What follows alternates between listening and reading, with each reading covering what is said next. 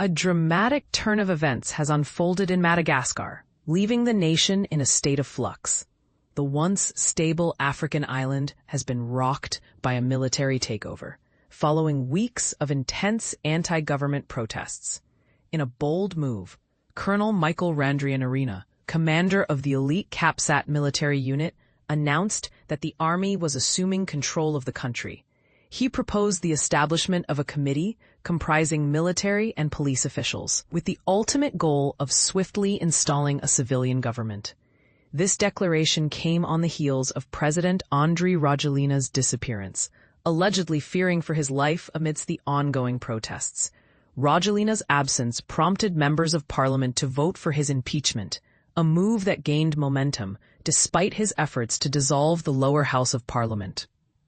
The protests, dubbed Gen Z demonstrations, were fueled by anger over chronic water and electricity shortages.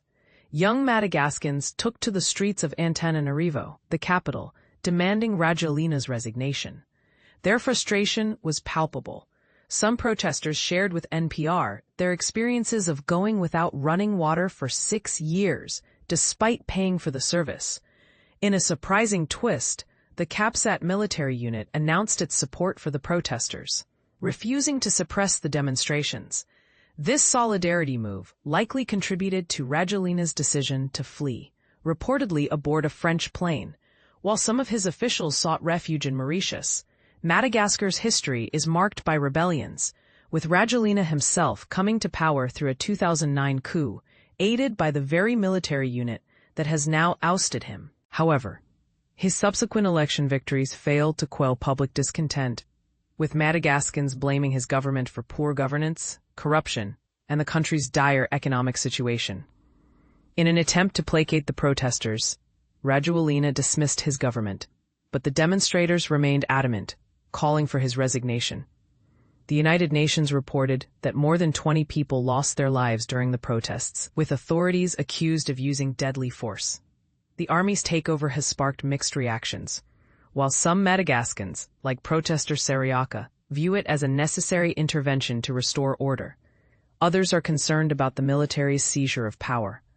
Fanilo, a medical student, expressed relief at Rajoelina's removal, but acknowledged the need for a smooth transition back to civilian rule. But here's where it gets controversial.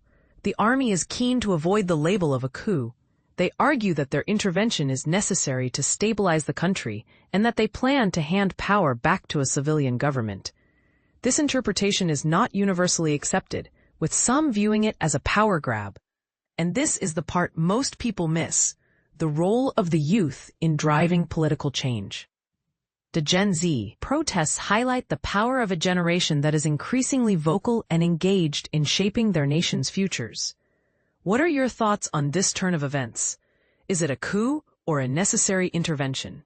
Can the military successfully navigate a transition back to civilian rule? Share your opinions in the comments below.